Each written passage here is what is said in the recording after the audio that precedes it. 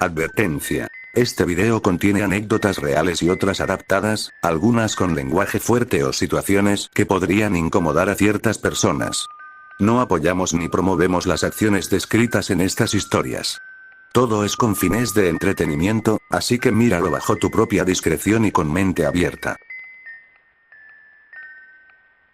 ¿Cuál es una anécdota paranormal que los dejo pensando? Me acuerdo que cuando era chico nos fuimos con mi familia a vivir a una casa que arrendamos. Y mira, no digo que yo sea un tipo sensitivo ni nada de eso, pero desde que cruzabas la puerta del lugar se sentía una vibra bien rara. Pasaron varias cosas extrañas, pero la que más tengo grabada fue esta. En ese tiempo mi mamá y una tía tenían un negocio de compra y venta de ropa y zapatos. Mi mamá guardaba toda la mercancía en su pieza y le ponía candado para que mi hermano chico y yo no hiciéramos alguna tontera con esas cosas. Un día llegué a la casa y estaba solo. Cuando pasé por afuera de la pieza de mi mamá, la puerta estaba azotándose sola, pero brígido, como si alguien adentro la estuviera golpeando para salir. El candado se movía agresivamente de arriba a abajo. Era pleno verano, no había viento ni nada que justificara que la puerta se moviera así, ni tampoco estaba la ventana abierta. Me asusté y empecé a llamar pensando que quizá mi hermano o mi papá estaban adentro y necesitaban ayuda, pero nadie respondió. Cuando mi mamá llegó, le conté lo que estaba pasando.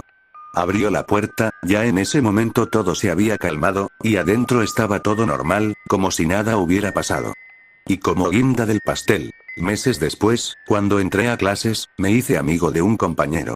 Una vez fui a su casa a hacer un trabajo y cuando terminamos me acompañó a la mía, como para cachar dónde vivía yo. Llegamos, miro la casa y lo primero que suelta es: "Weón, aquí penan".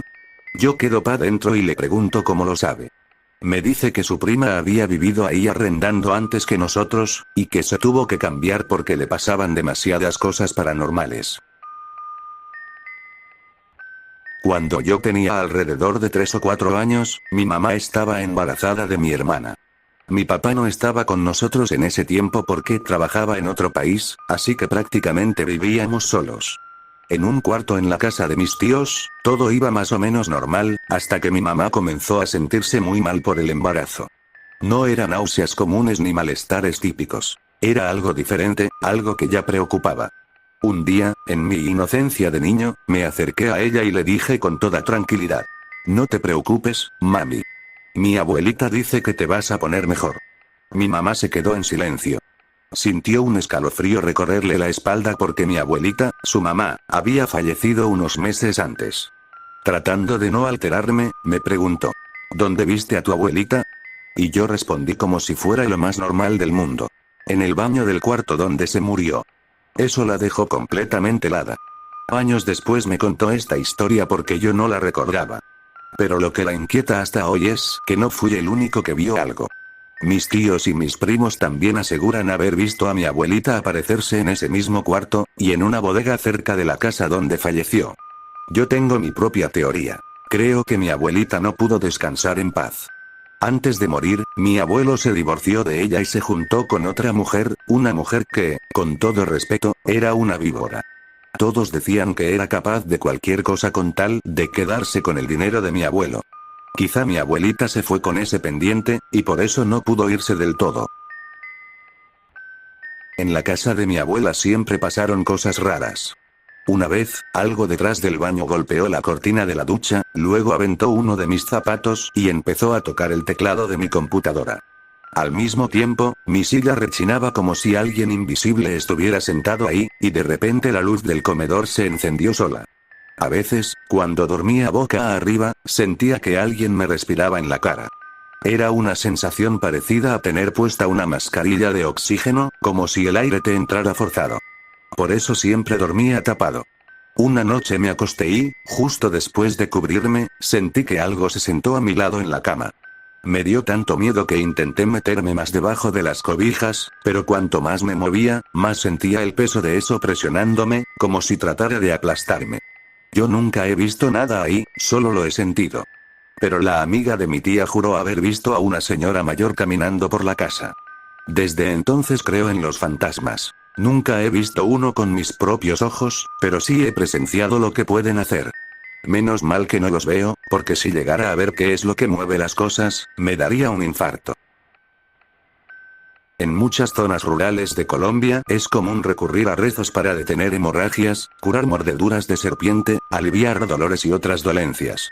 Yo no soy una persona devota ni creo fácilmente todo lo que escucho, así que siempre tuve mis dudas sobre la efectividad de estos rezos.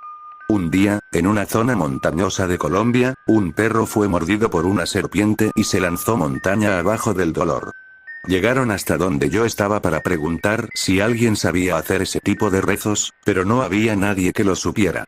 Sin embargo, uno de los presentes dijo que tenía el rezo escrito en una hoja, que lo único que faltaba era quien lo recitara. Por curiosidad y ganas de comprobar si realmente funcionaba, me ofrecía hacerlo. Antes de entregarme el papel, me preguntó si había tenido relaciones sexuales en los últimos 3 días. Respondí que no. Entonces me dio el rezo y partimos a buscar al perro. Caminamos alrededor de 1 hora por un camino destapado y luego nos internamos en la montaña, más o menos por donde lo habían visto por última vez. Después de buscar un rato, lo encontramos tirado en el suelo, prácticamente agonizando. No supe qué tipo de serpiente lo había mordido, pero era evidente que era venenosa. Tenía hinchazón, parálisis y de las heridas salía un líquido mezclado con sangre. Me arrodillé, tomé el papel con la mano izquierda y coloqué mi mano derecha sobre el perro. Empecé a rezar. La oración mencionaba a San Pablo, a Jesús, María y José, y mientras se recitaba había que persignarse 7 veces. Repetí el rezo 2 veces y, al final, el perro cayó como desmayado. Lo envolvimos en una lona y lo cargamos de regreso a la casa.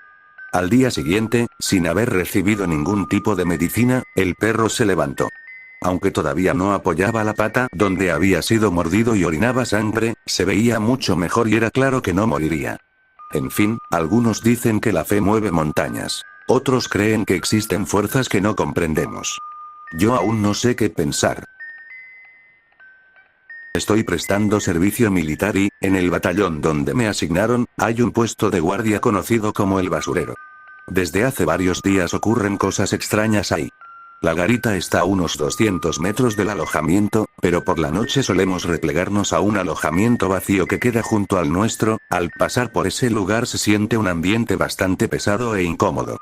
Por las noches se escuchan pasos de botas detrás del alojamiento, como si el cabo o el dragoneante estuvieran haciendo ronda, pero cuando revisamos no encontramos a nadie. También golpean las puertas, que son de lámina de acero, y el estruendo es bastante fuerte. En el camino hacia la garita se pueden ver sombras que cruzan rápidamente. Incluso una vez, cuando recién habíamos llegado, un compañero disparó porque creyó que alguien había entrado al perímetro, pero al día siguiente, cuando hicimos el registro del área, no había huellas ni rastro de nadie. Varios compañeros aseguran haber vivido lo mismo. A mí, personalmente, ya me han sucedido varias de estas cosas. Una noche vi una silueta blanca sentada debajo de un árbol cercano, y en otra ocasión observé claramente la figura de alguien, a quien solo se le veían los pies y parte del torso, caminando muy cerca de mí. Los soldados que estuvieron aquí antes contaron que, en ocasiones, se aparece una niña que le pide agua al centinela. Hasta ahora, por suerte, eso aún no nos ha pasado.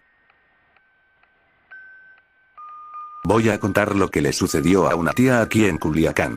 Esto pasó hace unos 30 años, cuando recién se había casado.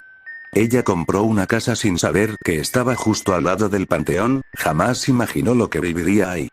A los pocos días de haberse acomodado con muebles, cuartos y sus cosas, comenzaron a ocurrir situaciones extrañas. Mi tía tiene 9 hermanas, incluyendo a mi mamá, y como la casa era grande, otras 2 tías vivían con ella. Además, estaba cerca de la casa de mi abuela, así que casi siempre había mucha gente alrededor, aunque de vez en cuando se quedaba sola. Una noche estaba acompañada de otra de mis tías. Ya casi a la hora de dormir comenzaron a escuchar pasos, como si varias personas caminaran y conversaran en la planta baja, casi como si hubiera una fiesta. Mi tía no se asustó al principio porque pensó que algunos familiares habían regresado temprano de una reunión. Sin embargo, cuando bajó a ver quiénes habían llegado, no encontró a nadie. No le dio mucha importancia y volvió a acostarse. Pero alrededor de la medianoche tocaron la puerta principal. Le pidió a la otra tía que la acompañara porque ya era tarde. Abrieron la puerta y no había nadie, la calle estaba completamente sola. Se asustaron un poco y regresaron a dormir. A la mañana siguiente no comentaron nada, pensando que tal vez había sido una broma de alguien o algún borracho, nada que pareciera realmente paranormal. Una de mis tías se fue y dejó sola a la dueña de la casa. Ella se puso a lavar los trastes y, cuando terminó, comenzó a trapear la sala. De pronto escuchó cómo las cucharas y los tenedores empezaron a moverse solos. Al voltear hacia la cocina vio que todos los trastes estaban temblando. Entró en pánico y subió corriendo a su cuarto, donde se quedó un rato. Más tarde, como todavía no llegaba nadie porque todos estaban crudos por la fiesta de la noche anterior, salió al patio para lavar ropa. Era un patio grande, con un árbol al fondo, justo al lado del panteón. Mientras lavaba a mano, escuchó una voz detrás de ella, en dirección al árbol, que le susurró: TSS, TSS, Rosa, voltea, Rosa, voltea, Rosa. Al oír aquello se quedó paralizada del miedo, porque sabía que no había nadie en la casa y la voz sonaba espectral, no humana. Sin atreverse a mirar, corrió directo a su cuarto para esconderse. Cerca de las 5 de la tarde llegaron los demás familiares y se sorprendieron al encontrar a mi tía encerrada arriba. Ella les contó lo sucedido y entonces los demás confesaron que también habían vivido cosas raras en esa casa. Objetos que se movían solos o ruidos extraños, aunque nada tan fuerte como lo que ella había vivido. Nadie se había atrevido a decirle nada antes. Mi tía soportó vivir ahí unos meses más, hasta que decidió vender la casa. Poco después nos enteramos de que los nuevos dueños la derribaron para construir una nueva. Al tumbar el árbol del patio encontraron una caja de madera llena de monedas de oro. No era una fortuna inmensa, pero sí una buena cantidad. Mi tía siempre creyó que aquellos espíritus intentaban mostrarle ese tesoro y por eso la llamaban, pero nunca tuvo el valor de voltear. Cuando tenía alrededor de 7 años vivía solo con mi mamá y mi hermana de 3, porque mi papá estaba trabajando en Estados Unidos. Una noche estaba durmiendo en el cuarto de mi mamá. A mitad de la madrugada ella se levantó para ir a tomar agua y ese movimiento me despertó, aunque yo seguía acostado. De pronto sentí que algo golpeó la cama del lado donde yo estaba. No fue un golpe fuerte como de puño, sino algo parecido a una mano pesada. Me giré para ver qué había sido y alcancé a notar algo que parecía una mano, pero era enorme, más o menos del tamaño de una pelota de fútbol. Aquello se movió arrastrándose y desapareció hacia debajo de la cama. Lo extraño es que en ese momento no me asusté ni dije nada. Simplemente me quedé en silencio y dejé que todo pasara. Ni siquiera se lo conté a mi mamá. Lo más raro aún es que había olvidado completamente este suceso, como si lo hubiera borrado de mi mente. Años después, de la nada, el recuerdo volvió a mí, como si mi cabeza hubiera desbloqueado un archivo escondido. Al principio pensé que quizá fue una pesadilla o un invento de mi imaginación infantil, pero lo recuerdo con demasiada claridad como para descartarlo tan fácil.